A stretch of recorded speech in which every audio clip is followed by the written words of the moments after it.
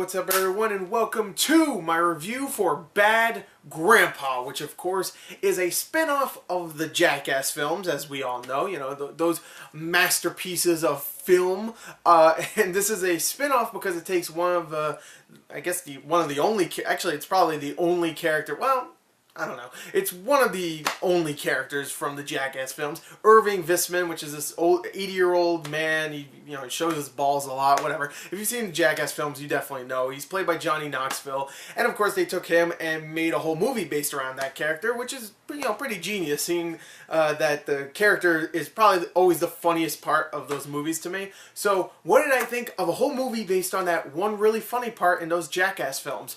Well, let's talk about the story. The story for Bad Grandpa follows Irving Visman, played by Johnny Knoxville, who is an 86-year-old man and, as the title would suggest, a bad grandpa. He has his grandson with him, played by Jackson Nickel, and the whole story revolves around them going pretty much cross-country to go bring his grandson to his father. And along the way, of course, they get into a bunch of wacky situations, mostly because of Irving and his stupidity, and that's pretty much it. That's a story.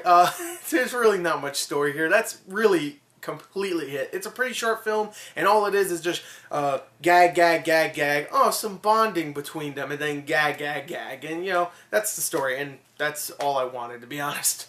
I actually felt that it was a little bit too story-heavy at times, which, yes, I know that sounds ridiculous, but hear me out. A movie like this, even a little bit of a story is a little bit too much. But this movie, there's a whole 10-minute sequence at the end, or pretty close to the end, where it's just not funny, and it's actually trying to wrap things up and, try to be a little bit dramatic, even though it's still amusing here and there. It's chuckle-worthy. But the last 10 minutes kind of brought it down, because the first hour was so freaking funny, and pretty much every gag worked. I laughed my ass off. Everybody was laughing their ass off. And then that last 10 minutes, it was just like, oh, okay.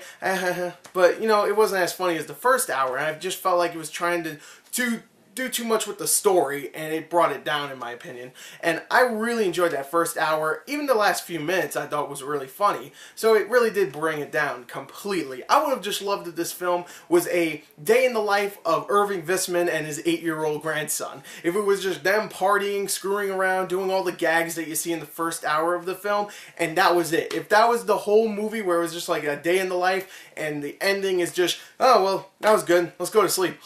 And that's it. That's the whole movie. I would have loved that. But no, there's a story, and that kind of sucks. Now, while the story did get in the way at times, I still thought the gags were really, really hilarious. The first hour and the last few minutes, really just, I was laughing almost non-stop throughout. And I love Johnny Knoxville, and I love Jackson Nickel in this. They are both great, and they actually have a lot of really funny chemistry, too, which I loved. The 86-year-old with an 8-year-old, that's a great pairing, man, even though, of course, Johnny Knoxville is like half that age. But still, it's a great combination, and they do a great job here. And, of course, if you don't know, the humor is very much like Borat, where Johnny Knoxville goes into a crowd of people, does something weird, and then a hidden camera records everybody's reactions. And I felt like, well, no, this is what I felt before I went to go see the film. I thought maybe it was going to feel repetitive, like, oh, we've seen this before. But they did a damn good job of making it feel fresh, and a whole bunch of different situations that Irving was getting into. It was just really funny, and it did feel very fresh. When the story started getting in the way and it wasn't funny that much, it just brought it down. But when there's gags, they're always funny. They really, really are. So overall, I think this movie is very funny. Johnny Knoxville and especially Jackson Nickel, they do great. They're just naturals at this. Of course, Johnny Knoxville is, but Jackson Nickel is so good in this. He has so many really funny lines, and he's great. He's like an 8-9-year-old kid, and he does a great job. So overall, I'm gonna give Bad Grandpa a 34 out of 40. I thought it was really funny. Definitely go check it out. There you go. There's my review. Thank you and goodbye.